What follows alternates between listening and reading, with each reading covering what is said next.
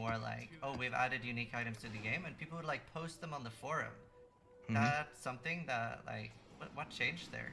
Were we always able to data mine, or?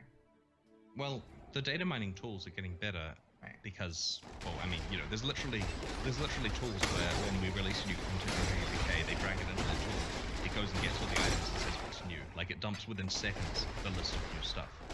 And so, I mean, we understand that whenever we release a version of the game, to be very careful what's included. Like, obviously, like, you know, a patch next week that adds some improvements to the map stash tab isn't dragging in the name of the next league, for example, because it's not being merged to it. But sometimes when you're working on stuff in advance, like let's say we start work on the December league tomorrow, and when we release our next one, it might include the name of that because it was tagged in together at the same time. We have to be very careful to strip stuff out. And stripping Act 5 through 10 content out, patches like Breach, was massively time-consuming. The amount of work that goes into hiding stuff that we want to get marketing value from can be quite high. Now, of course, there are solutions to this. We can make it a war where the tools stop working. They have to make new ones. But there's kind of a waste of resources to just fight against the tool authors. They're eventually going to win. So the best solution is this data mining. To answer your question, in the past, there was less going on simultaneously. Like right now, we're working on a league, we're working on an expansion of the league, and long term, we have to start very soon working on whatever the next big expansion is. And so that's a lot of stuff done in parallel, and it makes it really hard to control what's going in terms of privacy reasons.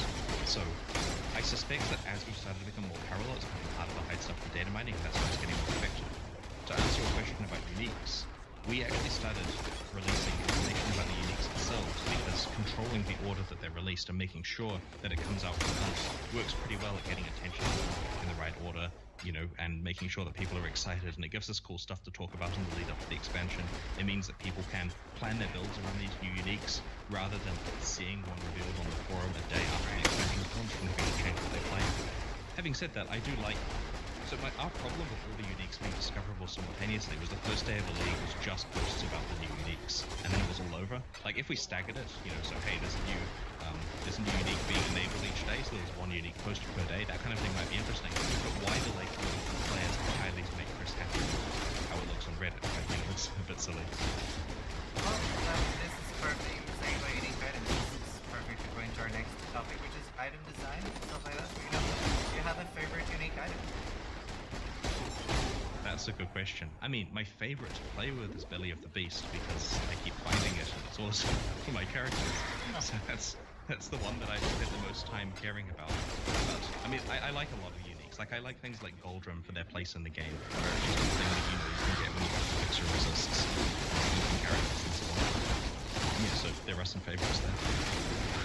Are there any uniques that you've personally designed or had like a very direct hand in designing? I influence quite a lot of them, but the one that adds Val Purity of Elements, I think, I forget the name. The one that adds that has the corruptible version. That's an amulet. I directly designed. Right. Yeah. Gluttony of Elements. Blood of Corruption. It is the most embarrassing thing in the world that I can't remember the name that unique got released with. Even though that was theoretically a custom design that I did, but yeah, hopefully no one notices that. Tear Lapis something? It's a Lapis amulet. I know which one you're talking about. I only remember the Blood of Corruption part. Yeah.